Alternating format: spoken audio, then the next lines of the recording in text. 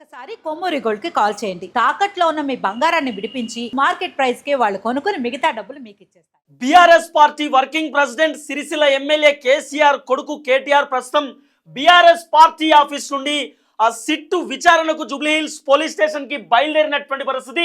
Jubilee Hills police station కి కేటీఆర్ ఇప్పుడే just reach అయినటువంటి సిచ్యువేషన్ కూడా చూస్తా ఉన్నాం. బీఆర్ఎస్ పార్టీకి సంబంధించినటువంటి కార్యకర్తలు 119 నియోజకవర్గాలు 33 జిల్లాల నుండి తరలొచ్చినటువంటి పరిస్థితి. కేటీఆర్ కు స్లోగన్స్ ఇచ్చేటటువంటి కార్యక్రమం చేసిరు.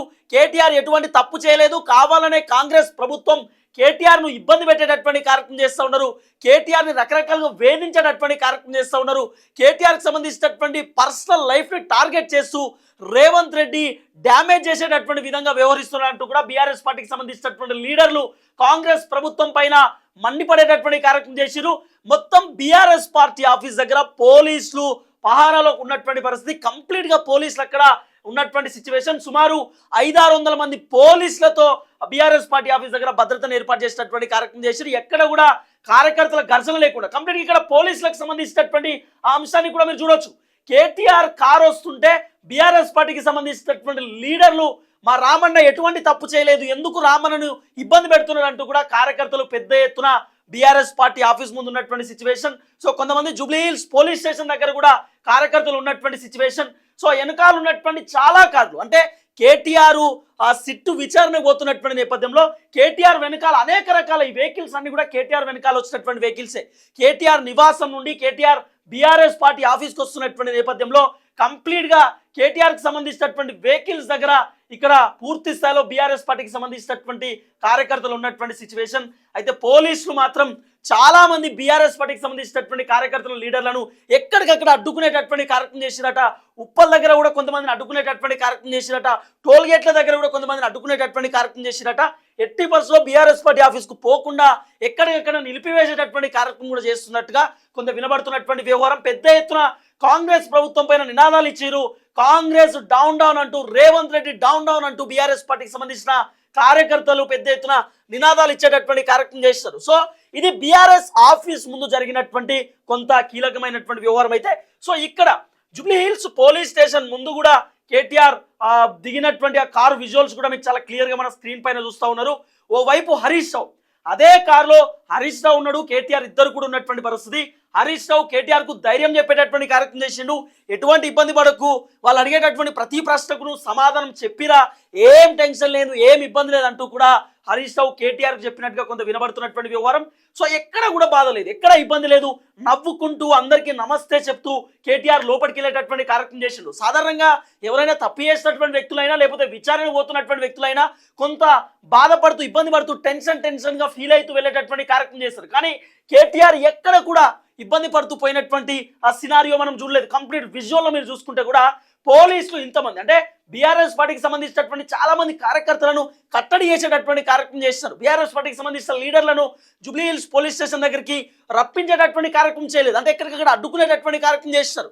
సో కేటీఆర్ కి హరీష్ రావు కూడా పోలీసులు చెప్పిరట, ల్యాండ్ ఆర్డర్ ఇష్యూ వస్తుంది, ల్యాండ్ ఆర్డర్ ప్రాబ్లమ్ని క్రియేట్ చేయొద్దు, 144 సెక్షన్ పెట్టాల్సినటువంటి అవసరం వస్తుంది, లాఠీ చార్జ్ చేయవచ్చు, మీ కార్యకర్తలు ఎక్కడ ఇబ్బంది పెట్టినా కూడా డిస్టర్బెన్స్ క్రియేట్ అవుతుంది, ఇక్కడ ఉండొద్దంటూ కూడా పెద్ద ఎత్తున కార్యకర్తలను కూడా అక్కడ నుండి పంపించేటటువంటి కార్యక్రమం చేసినట్టు పోలీసులు. సో కార్యకర్తలకు సంబంధించినటువంటి హడావిడి కూడా ఉండొద్దనేటటువంటి అంశంతో పోలీసులు కూడా ఉన్నటువంటి సిచ్యువేషన్. కానీ మీరు చూడండి చాలా క్లియర్గా ఎక్కడ కూడా కేటీఆర్ ఇంత కూడా ఇబ్బంది లేకుండా నవ్వుతూ, ఆ మొహంలో నవ్వు అలాగే కంటిన్యూ అవుతుంది.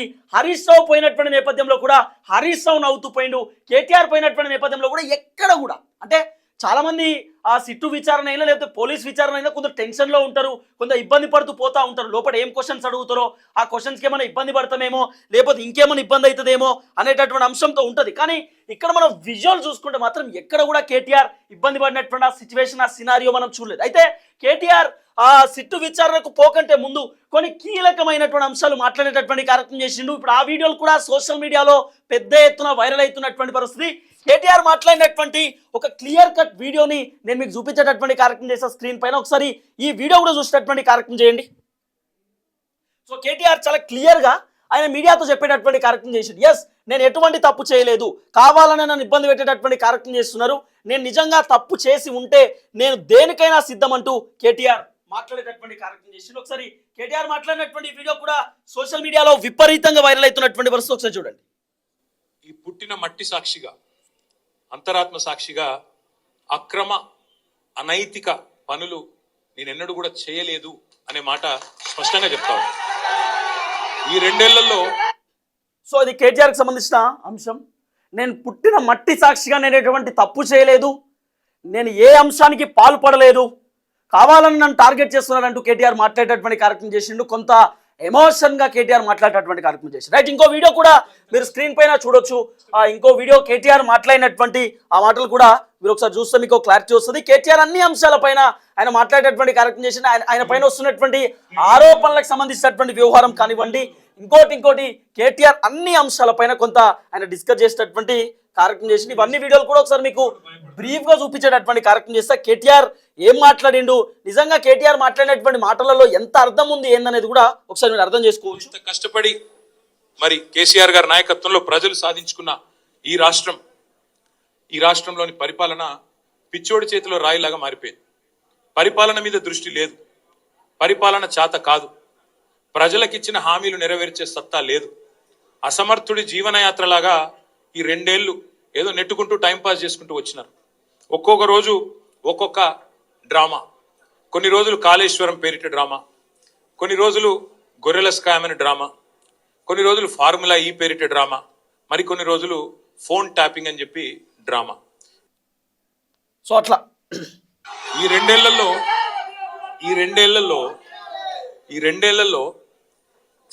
తీవ్రంగా, ఈ 2 ఏళ్లే కాదు, దాదాపు గత 7-8 ఏళ్లుగా తీవ్రమైన క్యారెక్టర్ అసాసినేషన్ ఎఫర్ట్ నా మీద, వ్యక్తిత్వ హననం.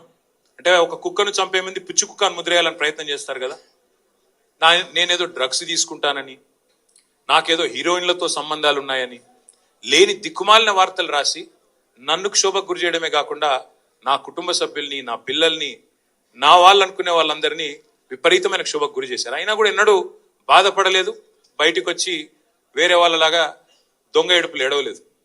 నేను నిబద్ధతతో పనిచేసిన నాయకుని కాబట్టి ఎవరికి భయపడకుండా 2 ఏళ్లుగా తలవంచకుండా పోరాటం చేస్తా ఉన్నాను.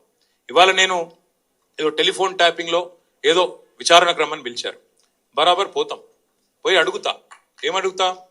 ఏం తప్పు చేసింది మా ప్రభుత్వం అని అడుగుతా, ఎక్కడ తప్పు జరిగింది అని అడుగుతా. ఇవాళ వారు సమాధానాలు చెప్పాలి నాకు. సో ఒక విషయం క్లియర్, ఇటు కాంగ్రెస్ పార్టీకి సంబంధించినటువంటి చాలామంది లీడర్లు కేటీఆర్ను రకరకాలుగా ఇబ్బంది పెట్టే కార్యక్రమం చేసిరు. వాస్తవం, ఒక హీరోయిన్తో కేటీఆర్కి సంబంధం ఉందని, పార్కాయత్ హోటల్కి కేటీఆర్ ఒక హీరోయిన్ తీసుకుపోయిండని, రూమ్ నెంబర్ కూడా చెప్పిండు, గజలకాంతం అని చెప్పి కాంగ్రెస్ పార్టీ లీడర్ ఉంటాడు. తర్వాత ఒక హీరో వాళ్ళకి డైవర్స్ కావడానికి కారణం కేటీఆర్ అనేటటువంటి విధంగా ఒక మంత్రి మాట్లాడింది. ఇవన్నీ అంశాలు కూడా కేటీఆర్కి తెలుసు. రకరకాలుగా కేటీఆర్ని ఇబ్బంది పెట్టేటటువంటి కార్యక్రమం చేసింది, ఇదంతా వాస్తవం కదా. సో ఈ విధంగా కేటీఆర్ మాట్లాడే కార్యక్రమం చేసి ఎక్కడ కూడా నేను వాళ్ళని వదిలిపెట్టే ప్రసక్తి లేదు, నా క్యారెక్టర్ని అసోసియేషన్ చేసేటటువంటి విధంగా నన్ను ముద్రేసిరు, ఇబ్బంది పెట్టిరు, నేను వదిలిపెట్టనంటూ కూడా కేటీఆర్ మాట్లాడే కార్యక్రమం చేసి. రైట్, ఇక ఇంకో వీడియో కూడా చూడొచ్చు. తప్పు చేసినోడు భయపడతాడు, తప్పు చేయనోళ్ళు ఎవరికి భయపడాడు. రేవంత్ రెడ్డి కాదు, వాని జేజమ్మకు కూడా భయపడే సమస్య లేదు. ముమ్మాటికి ఒకటి మాత్రం పక్కా, ఈ కేసు ఇంతటితో మేము వదిలిపెట్టాం. నా క్యారెక్టర్ అసాసినేషన్కి బాధ్యులైన రేవంత్ రెడ్డిని, ఆయన తొత్తులుగా పనిచేస్తున్న పోలీసులు కొంతమంది, అందరినీ కాదు, కొంతమంది పోలీసులు ఎవరైతే ఉన్నారో ఆయన తొత్తులుగా, ఆయన అడుగులకు మడుగులతో పనిచేస్తున్నారో వాళ్ళని నేను కూడా వదిలిపెట్టను. ఎందుకు వదిలిపెట్టను? ఎందుకంటే నా వ్యక్తిత్వం హననం చేస్తూ ఉన్నారు. లేని లింకులు అంటగట్టి, లేని రంకులు అంటగట్టి, నాకు ఇష్టం ఉన్నట్టు ఎవరెవరో యాక్టర్లకు లింకులు పెట్టి చిల్లర రాజకీయం ఏదైతే చేస్తున్నారో ఈ విషయంలో నేను మాత్రం వదిలిపెట్టను. మీరేదో ఇవాళ ముఖ్యమంత్రి హార్వర్డ్కి పోయిండు, ఆడ వచ్చిరాని ఇంగ్లీష్లో ఏం నేర్చుకుంటుండో ఏం వచ్చిండో కానీ ఆయన వచ్చే వరకు టైం పాస్ చేద్దాము అని చెప్పి మీరు డ్రామా చేస్తున్నారు, మాకు తెలుసు. ధారావాహికలాగా నడుపుతా ఉన్నారు, మాకేం ఇబ్బంది లేదు. మీరు ఎన్నిసార్లు పిలిచినా వస్తాం, ఎందుకంటే చట్టాన్ని గౌరవించే పౌరులం, తప్పకుండా వస్తాం. సో ఇది కేటీఆర్కి సంబంధించినటువంటి వర్షన్. సో మొత్తానికి విచారణ కంటిన్యూ అవుతున్నటువంటి పరిస్థితి. సిట్ అధికారులు కేటీఆర్ను విచారణ చేసినటువంటి కార్యక్రమం చేస్తూ ఉన్నారు. ఓవైపు బీఆర్ఎస్ పార్టీకి సంబంధించినటువంటి కార్యకర్తలు, నియోజకవర్గాలలో ఉన్నటువంటి లీడర్లు కూడా జూబ్లీహిల్స్ పోలీస్ స్టేషన్కి వస్తున్నటువంటి పరిస్థితి. పోలీసులు ఎక్కడికక్కడ అడ్డుకునే కార్యక్రమం చేస్తున్నారు. పోలీసులు వాళ్ళందరినీ కూడా నిలువరించేటటువంటి కార్యక్రమం చేస్తున్నారు. జూబ్లీహిల్స్ పోలీస్ స్టేషన్ ముందు మీరు కనపడొద్దంటూ కూడా పోలీసులు కార్యకర్తలను హెచ్చరించేటటువంటి కార్యక్రమం కూడా చేస్తూ ఉన్నారు. అంటే ఇక్కడ కనబడొద్దు, ఉండొద్దు, ల్యాండ్ ఆర్డర్ ఇష్యూ వస్తుంది, హరీష్ రావు వ్యవహారంలోనే మేము చాలా ఇబ్బంది పడ్డాం, ట్రాఫిక్ జామ్ అవుతుందంటూ కూడా పోలీసులు బీఆర్ఎస్ పార్టీకి సంబంధించినటువంటి లీడర్లకు కార్యకర్తలను హెచ్చరిస్తూ ఉన్నారు అనేది కూడా కొంత వినబడుతున్నటువంటి వ్యవహారం. సో ఇటు ఒకవైపు సీనియర్ జర్నలిస్టులు అలాగే రాజకీయ విశ్లేషకులు కూడా ఖచ్చితంగా హరీష్ రావును లేదా కేటీఆర్ను వీళ్ళిద్దరిలో ఎవరైనా ఒకరికి ఫోన్ ట్యాపింగ్కి సంబంధించినటువంటి వ్యవహారంలో అరెస్ట్ చేసేటటువంటి అవకాశం ఉండొచ్చు అంటూ కూడా కొంత వినబడుతున్నటువంటి చర్చ. రేవంత్ రెడ్డి మాస్టర్ ప్లాన్స్ రకరకాలుగా కొనసాగించవచ్చు అంటూ కూడా చాలా మంది రాజకీయ విశ్లేషకులు చెప్తున్నటువంటి అంశం. సో ఇప్పుడు హరీష్ రావుకు సంబంధించిన విచారణ కంప్లీట్ అయిపోయింది. కేటీఆర్కి సంబంధించిన విచారణ ఈ రోజు, రేపో మాపో కేసీఆర్కి సంబంధించినటువంటి విచారణ కూడా ఉండే అవకాశం ఉంది అనేది కొంత వినబడుతున్నటువంటి వ్యవహారం. సో నెక్స్ట్ టార్గెట్ కేసీఆర్ అనేటటువంటి ఒక వ్యవహారం కూడా వినబడుతున్నటువంటి పరిస్థితి. చూద్దాం ఏం జరగబోతుందో. సో నెక్స్ట్ వీడియోలో మళ్ళీ కలుద్దాం.